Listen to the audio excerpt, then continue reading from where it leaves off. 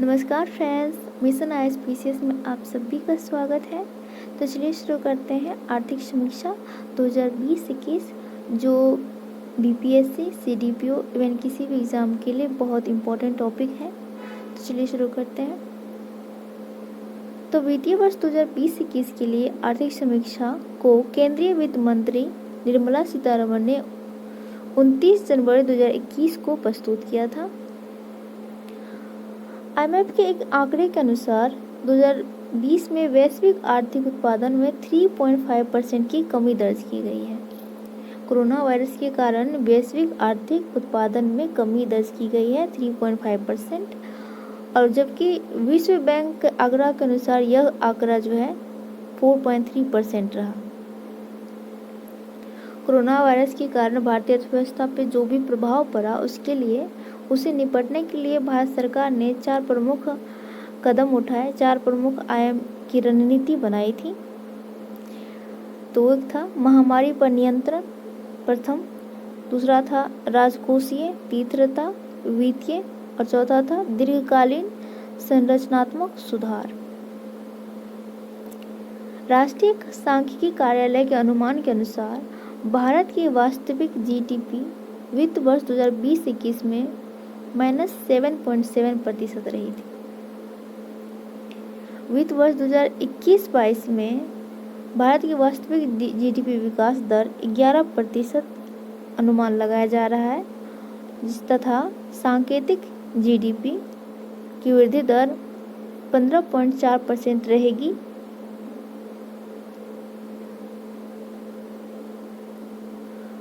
जो स्वतंत्रता प्राप्ति के बाद अभी तक का सर्वाधिक होगा।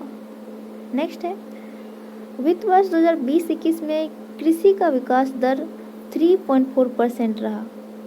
वित्त वर्ष 2020-21 में कृषि का विकास दर 3.4% रहा।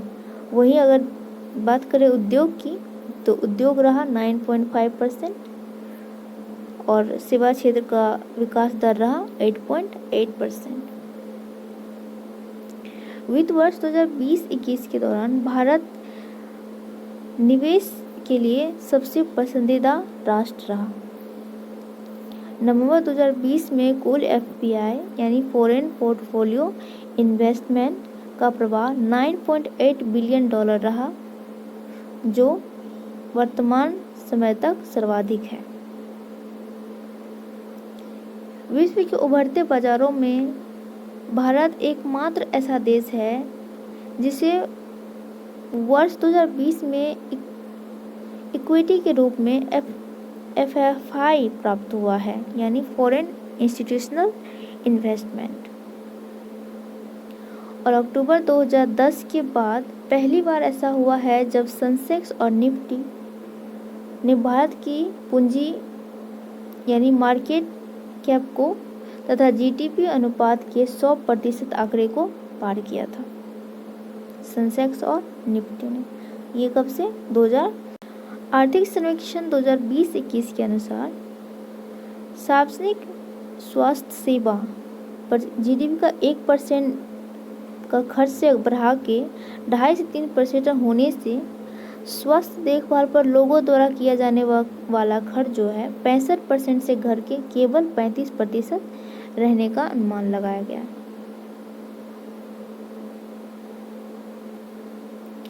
प्रति व्यक्ति निव्वल राष्ट्रीय आय देखते हैं तो वर्तमान मूल्य पे 2020-21 में प्रति व्यक्ति आय है 1,26,968 रुपये। वहीं अस्थिर मूल्य पे 2021 में राष्ट्रीय आय रहा है, प्रति व्यक्ति आय रहा है, ये था 86,456। विकास दर रहा है -54.4% और अस्थिर मूल्य पर विकास दर रहा है -8.9%।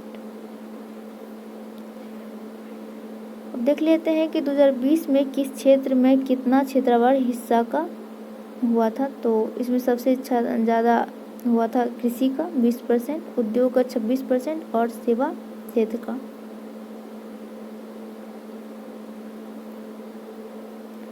सकल घरेलू राष्ट्रीय बचत अब देख लेते हैं प्रमुख फसलों का शीर्ष उत्पादक देश। तो चावल के उत्पादन में 3 प्रथम स्टेट हैं, पश्चिम बंगाल, उत्तर प्रदेश और पंजाब। गेहूं के उत्पादन में देखते थे 3 प्रथम स्टेट है, यूपी सबसे पहले, उसके बाद एमपी, उसके बाद पंजाब। मक्का के उत्पादन 3 प्रथम राज्य है, कर्नाटक, एमपी और तेलंगाना। मोटे अनाज के उत्पादन में प्रथम 3 राज्य है, राजस्थान, कर्नाटक और एमपी। तूर दाल यानी अरहर दाल के उत्पादन में 3 प्रमुख स्टेट हैं, सबसे पहले कर्नाटक, उसके बाद है महाराष्ट्र, उसके बाद है यूपी। कुल दालों के उत्पादन में शीर्ष नंबर पे है राजस्थान, उसके बाद नंबर आता है महाराष्ट्र का और 3rd नंबर पे है एमपी। चना के उत्पादन में भी वही है आंकड़ा, जो कि सबसे पहले है राजस्थान, उसके बाद है महाराष्ट्र, उसके बाद है एमपी। कुल खाद्यान्न के उत्पादन के मामले में नंबर 1 पे है यूपी, उसके बाद है एमपी, उसके बाद है पंजाब। मूंगफली के उत्पादन में शीर्ष 3 राज्य हैं, गुजरात, राजस्थान और तमिलनाडु। रेपसीड और सरसों के उत्पादन में शीर्ष प्रथम राज्य है राजस्थान, उसके बाद है हरियाणा, उसके बाद है यूपी। सोयाबीन के उत्पादन में प्रथम 3 स्टेट है, सबसे ज़्यादा सोयाबीन एमपी में होता है, उसके बाद महाराष्ट्र में, उसके बाद राजस्थान में। कुल तेलहन के उत्पादन में शीर्ष 3 राज्य हैं, राजस्थान, गुजरात और एमपी। गन्ना के उत्पादन में शीर्ष 3 राज्य हैं, यूपी। कपास के उत्पादन में प्रथम 3 राज्य हैं, गुजरात, तेलंगाना, महाराष्ट्र। और जूट और मेस्ता के उत्पादन प्रथम 3 राज्य हैं, पश्चिम बंगाल, वेस्ट बंगाल, बिहार सेकंड नंबर पे है और 3rd नंबर पे है असम। अब देखते हैं कि शीर्ष आयातक वस्तुएं, मतलब कौन सी ऐसी वस्तु है जो भारत सबसे ज़्यादा आयात करता है। तो भारत सबसे ज़्यादा आयात करता है पेट्रोलियम यानी कच्चा तेल का, क्रूड ऑयल का, और यह आयात करता है 14.3%। 2019 में इसका आंकड़ा था 21.0%। इसके बाद सेकेंड नंबर पे आता है पेट्रोलियम उत्पाद का, इसका परसेंट है 6%। स्वर्ण तीसरा नंबर पे आता है, इसका परसेंट है 5.6%। चौथे नंबर पे आता है दूरसंचार उपकरण, इसका परसेंट है 4.5%। अब 5वें नंबर पे आता है कोयला, कोक और ब्रिकेट्स, इसका परसेंट है 4.4%। अब देखते हैं शीर्ष निर्यातक वस्तु, मतलब भारत द्वारा टॉप 5 चीज़ें जो निर्यात की जाती है। तो भारत द्वारा सबसे पहले निर्यात की जाती है सबसे ज़्यादा पेट्रोलियम उत्पाद, इसका परसेंट है 8.8%। उसके बाद सेकेंड नंबर पे निर्यात करने वाली वस्तुएं हैं औषध निर्माण और जैविक, इसका परसेंट है 7.1%। तीसरे नंबर पे निर्यात की जाती है मोती, बहुमूल्य और अर्ध बहुमूल्य पत्थरें, तो इसका परसेंट है 5.5%। चौथे नंबर पे निर्यात करने वाली वस्तुएं हैं वे हैं लोह और इस्पात, इसका परसेंट है 4.5%। 5 नंबर पे निर्यात करने वाली वस्तुएं हैं वो हैं इलेक्ट्रॉनिक्स, मशीनरी और उपकरण, इसका परसेंट है 2.9%। आयात की दृष्टि से शीर्ष 5 देश हैं। सबसे मतलब भारत किस देश से सबसे ज़्यादा आयात करता है, तो पहले नंबर पे है चीन 17.7%, दूसरे नंबर पे है यूएसए 7.5%, तीसरे नंबर पे यूएई 6.0%, चौथे नंबर पे हांगकांग है 4.3% के साथ, और 5वें नंबर पे है सऊदी अरब 4.2% के साथ। अब बात करते हैं भारत किस टॉप 5 देशों को सबसे ज़्यादा निर्यात करता है। तो सबसे ज़्यादा निर्यात करता है यूएसए को 18%, सेकेंड नंबर पे चाइना को 7.8%, 3rd नंबर पे यूएई को 5.6%, 4th नंबर पे है हांगकांग 3.7% और 5 नंबर पे है सिंगापुर 3.2%। केंद्रीय बजट 2021-22 की, तो सबसे पहले जानना होगा कि जो आर्थिक सर्वेक्षण होता है यानी आर्थिक समीक्षा जो होता है वो बजट से पहले पेश की जाती है। और आर्थिक समीक्षा में जो है सरकार द्वारा पिछले वर्ष में क्या क्या कार्य किए गए थे तो उन सभी का विवरण जो है आर्थिक समीक्षा में होता है। और बजट में जो है सरकार द्वारा आगामी वर्षों में क्या क्या चीज़ें करेंगे, क्या क्या योजनाएं लाएंगे, उन सभी का जो है रोड मैप होता है कि क्या क्या करना है अगले साल। तो अब ये बात करते हैं केंद्रीय बजट 2021-22 की। तो 1 फरवरी 2021 को वित्त मंत्री निर्मला सीतारमण द्वारा जो है कुल 34.83 लाख करोड़ रुपए का बजट पेश किया गया है। और इस 34.83 लाख करोड़ रुपए में 5.54 लाख करोड़ रुपया जो है नई संपत्तियों के सृजन पे खर्च करने का निश्चय किया गया है। केंद्रीय वित्त एवं कारपोरेट कार्य मंत्री निर्मला सीतारमण द्वारा 1 फरवरी 2021 को संसद में केंद्रीय बजट 2021-22 पेश किया गया था। उसका थीम था आत्मनिर्भर भारत का विजन।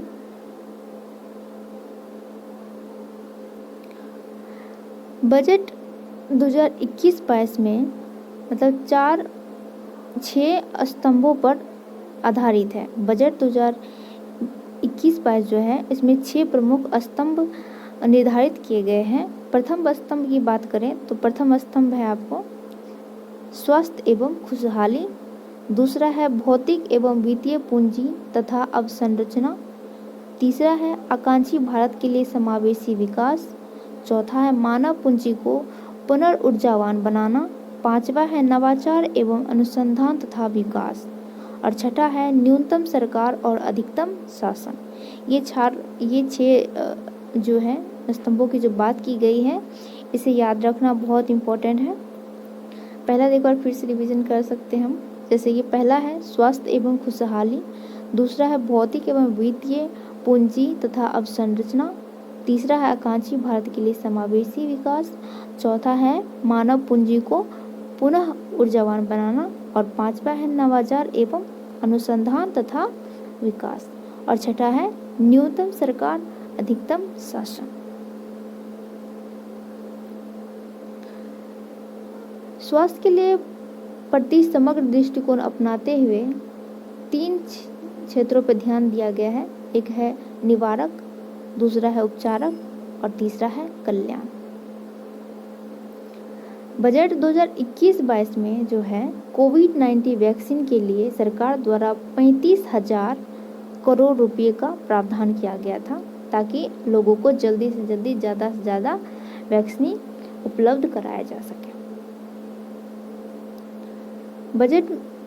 बजट में स्वास्थ्य कर्मियों हेतु जो है 2.23 लाख करोड़ रुपए का खर्च करने की घोषणा की गई थी, जो पिछले वर्ष की तुलना में 137% अधिक था।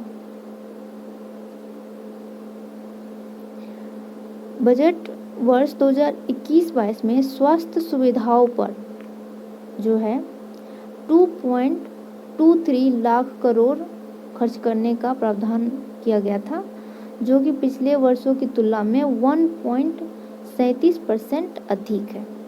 ठीक, कुल प्राप्तियों को यदि राजस्व प्राप्ति में बांटा जाए तो कुल प्राप्ति में जो है 51.34% जो है राजस्व प्राप्ति का हिस्सा रहा और 48.66% जो है पूंजीगत प्राप्ति रहा है। कुल व्यय में जो है 84.09% राजस्व खाते पे तथा 15.91% जो है पूंजीगत व्यय का अनुमान रखा गया है।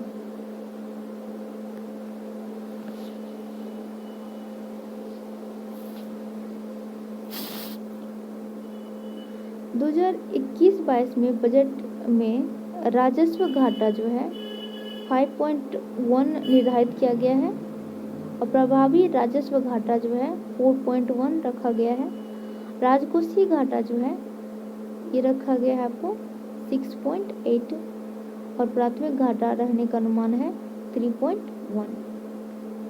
अब देख लेते हैं सरकार को सबसे मतलब कहाँ से प्राप्ति होता है, पैसा कहाँ से आता है। तो सरकार को सबसे ज़्यादा पैसा आता है उधार एवं अन्य देयता से। सेकेंड नंबर पे आता है जीएसटी से, जीएसटी। थर्ड नंबर पे आता है आयकर से, आयकर। फोर्थ नंबर पे आता है निगम कर से। जैसे कि उधार एवं अन्य देयता से आता है 36%, जीएसटी से आता है 15%, आयकर से आता है 14%, निगम कर से आता है 13%, केंद्रीय उत्पाद शुल्क से आता है 8% और कर भिन्न राजस्व से आता है 6% और ऋण भिन्न पूंजी प्राप्तियों से लगभग 5% आता है। अब देखते हैं कि सरकार द्वारा सबसे अधिक व्यय किस पे किया जाता है। तो सबसे ज़्यादा व्यय किया जाता है सरकार द्वारा ब्याज अदायगी पे। उसके बाद किया जाता है करों और शुल्कों में राज्यों का हिस्सा पे। ब्याज अदायगी पे 20% खर्च किया जाता है। करों और शुल्कों में राज्यों का हिस्सा पे 16% खर्च किया जाता है। थर्ड नंबर पे है केंद्रीय क्षेत्र की योजनाओं पे जो होता है 13% खर्च किया जाता है। उसके बाद है वित्त आयोग और अन्य अंतरण पे जो है 10% खर्च किया जाता है। केंद्रीय प्रायोजित योजनाओं पे 9% खर्च किया जाता है और आर्थिक सहायता यानी सब्सिडी पे 9% खर्च किया जाता है और अन्य व्यय होता है 10% और पेंशन पे जो है 5% खर्च किया जाता है। बजट वर्ष 2021-22 में करों से कुल प्राप्ति का अनुमान है 22.17 लाख करोड़ रुपए, जिसमें 49.98% प्रत्यक्ष कर से तथा 50.02% अप्रत्यक्ष कर से प्राप्ति का अनुमान है। वर्ष 2021-22 के लिए जीडीपी 9.9% रहेगा और यह प्रत्यक्ष कर जीडीपी जो है 4.9% तथा अप्रत्यक्ष कर जीडीपी 5% अनुमानित है।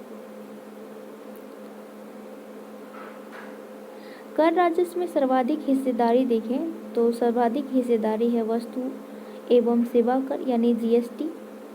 इसका हिस्सेदारी है 6.30 लाख करोड़ रुपए। दूसरा स्थान पे आता है आयकर का, इसका हिस्सेदारी है 5.61 लाख करोड़ रुपए। और थर्ड नंबर पे है निगम कर, इसकी हिस्सेदारी है 5.47 लाख करोड़ रुपए। करदाताओं के संदर्भ में दो महत्वपूर्ण घोषणाएं की गई है।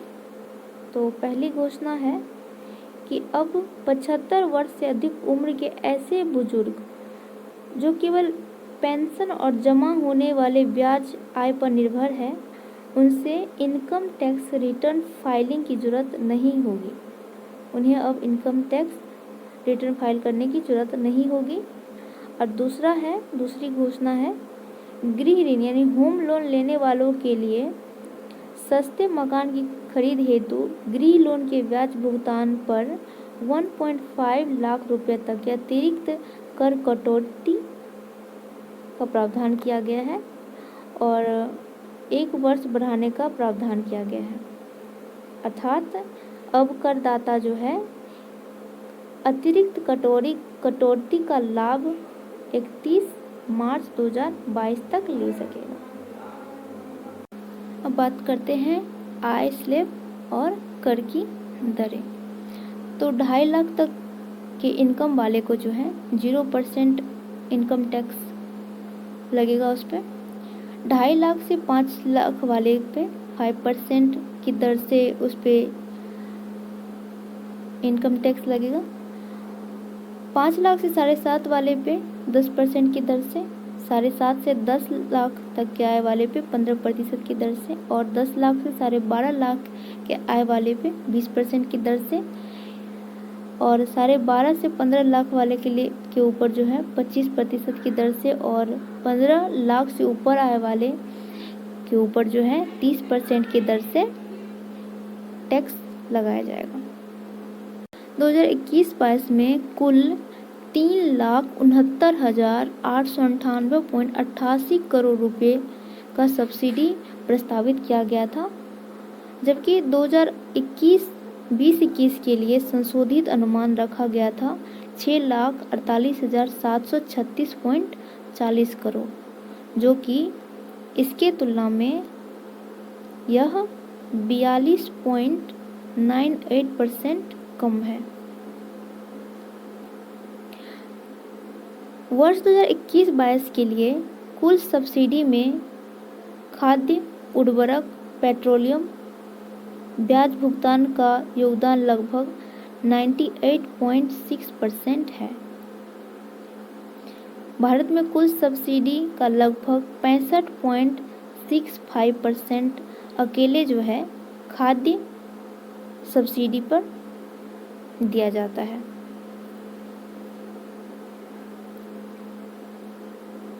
मध्यवर्ग सब्सिडी में खाद्य सब्सिडी के बाद, मतलब खाद्य सब्सिडी में सबसे अधिक व्यय दिया होता है, खाद्य सब्सिडी सबसे ज़्यादा है 65.65%। सेकेंड नंबर पे है यूरिया सब्सिडी, इसका परसेंट है 5.89%। थर्ड नंबर पे है पोषण आधारित सब्सिडी, यह है 5.68%।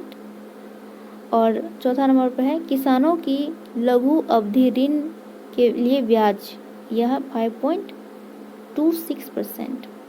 और पाँचवें नंबर पे है एलपीजी सब्सिडी, यह है 3.80%। बजट 2021-22 में प्रमुख योजनाओं के लिए व्यय पे देखते हैं।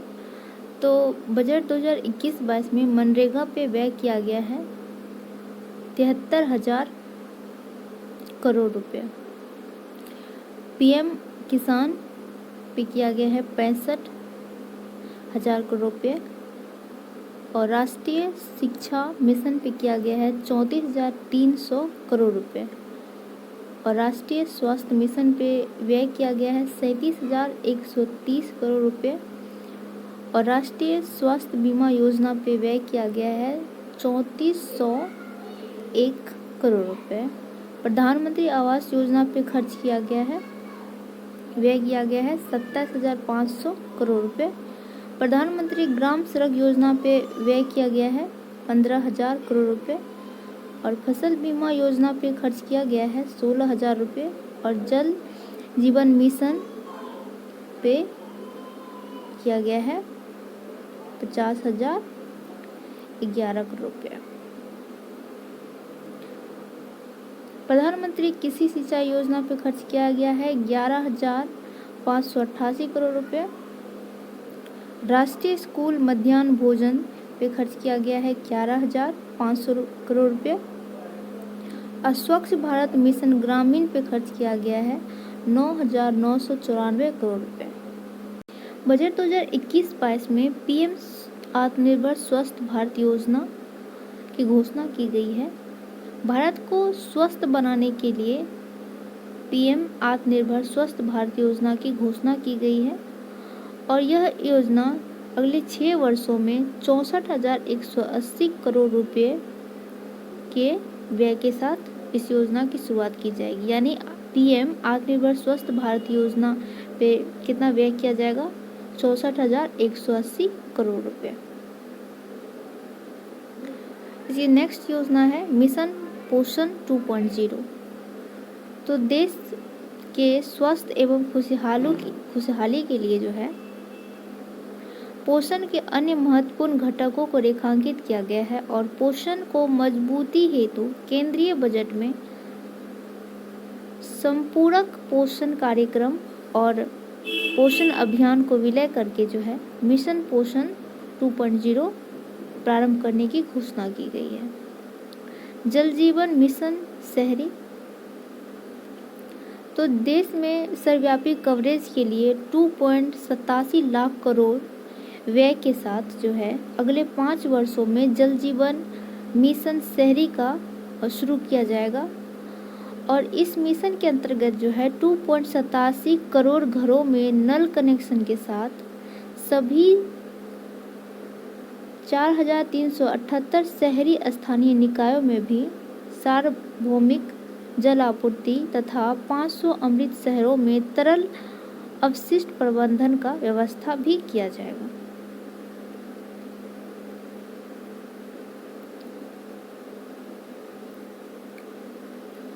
नेक्स्ट योजना है शहरी स्वच्छ भारत योजना, शहरी स्वच्छ भारत मिशन 2.0।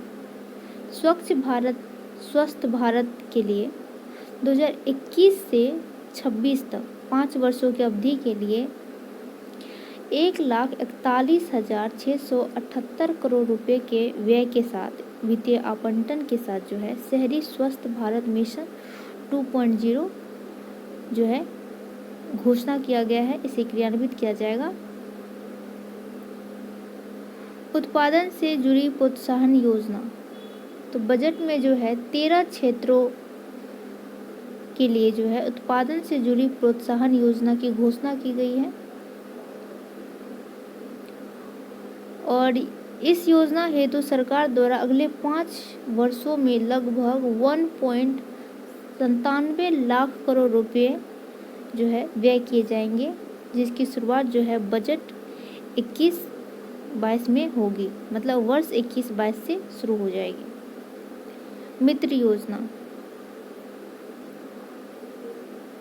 मित्र योजना की शुरुआत जो है वस्त्र उद्योग को वैश्विक स्तर पर प्रतिस्पर्धी बनाने, बड़े पैमाने पर निवेश आकर्षित करने और रोजगार सृजन को बढ़ावा देने के लिए PLI स्कीम के अलावा मेगा इन्वेस्टमेंट टेक्सटाइल पार्क्स यानी मित्र नामक योजना प्रारंभ की जाएगी। किसके लिए? वस्त्र उद्योग को वैश्विक स्तर पर प्रतिस्पर्धी बनाने के लिए।